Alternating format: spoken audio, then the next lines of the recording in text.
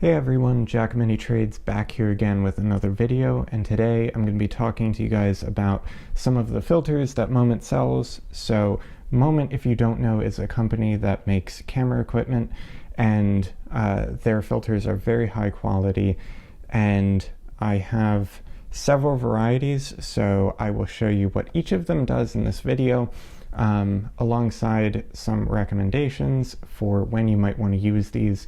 And as with everything in my videos, if you would like to pick one of these up for yourself or for somebody else for Christmas or something, I will leave links to everything down in the description below.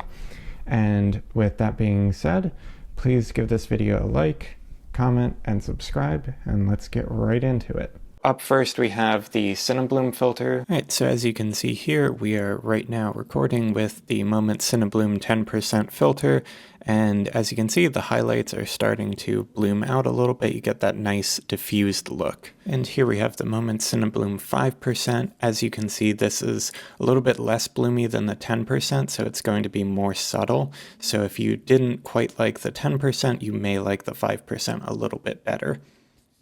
Another thing that's really nice about Moment filters is that you can stack them. So with the 5% and 10% stacked, this is what we get. As you can see, the highlights are very flared out, and so we have a very stylized look. So even if you didn't buy the 20% filter, you can still get that very bloomy look by stacking 5 and 10%. So here you can see the example with the iPhone using all of the filter strengths and the stacked filters together.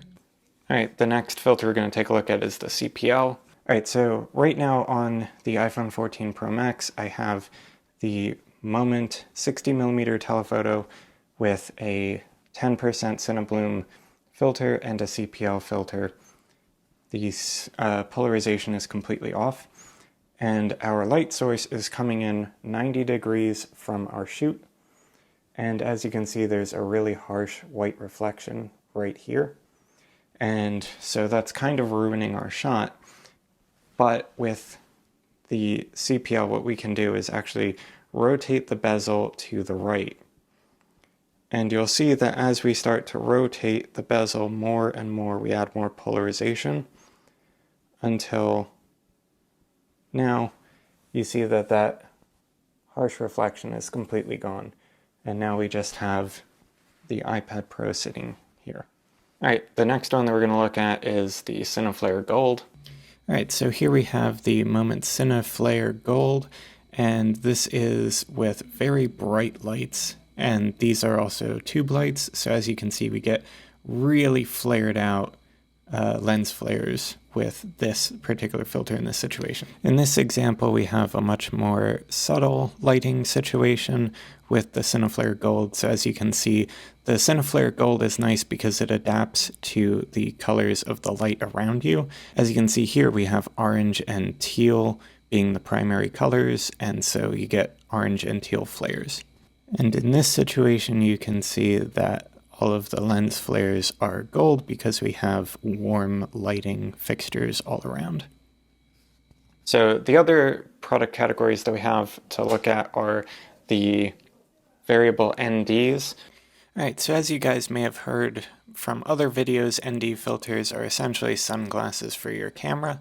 So here, to demonstrate the need for them in videography, I'm showing a very overexposed scenario where you have this very harsh tube light, which is casting a very harsh reflection onto the screen. You also have very harsh overexposed reflections all over the desk and the MacBook. Although this is an extreme example, this is basically what your iPhone will look like if you take it out into the environment without an ND filter, since you have a fixed aperture, which means that the hole where the light comes through to your sensor is always at the same size. It doesn't ever shrink. So here we're going to be putting on the ND 2 to 5 stop.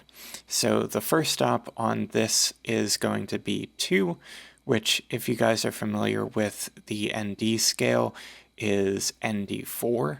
So as you can see here with the ND4, we brought the exposure of our reflections down a little bit, but it's still pretty overexposed in most areas. Now we're changing to ND8, and as you can see, it got a little bit darker, And so now we are still a little bit overexposed here on the screen, but it's not as bad as it was. Now we are going to ND16. As you can see, the reflections in the screen are much, much lower. So is the reflection down here on the table. And now here we are at ND32. So this is the highest for the 2 to 5 stop. And as you can see, we are much darker. This is pretty much not exactly what I would use. I would probably go with an ND16 for this particular scene. But with the ND32, we are now significantly darker. And so the first stop is ND64. So as you can see, most of the scene is now completely invisible. We now have much more controlled reflections on the screen, the table, and the light itself. But just to go even further to show you guys exactly how much light this can cut out, we will go ahead and change to the next stop, which is going to be ND128. So as you can see here on ND128, the light is still a little bit overexposed, but it's getting significantly dimmer, and the whole scene is getting a lot darker. Now we're at ND256. This light is now much more controlled. All right, and now we're at ND512, which is the darkest that this filter will go. And as you can see, we have pretty much no light in the scene except for the tube light. So thank you guys for sticking around with me, checking out some Moment products. I hope you guys got a lot out of that. And if you did, please feel free to drop me a comment down in the comment section below. I'm very active down there, and I'll answer any questions that you guys have. If you guys really like the video, please consider giving me a sub and hitting the like button. That would really help me out a lot. But with that being said, I will catch you guys in the next video.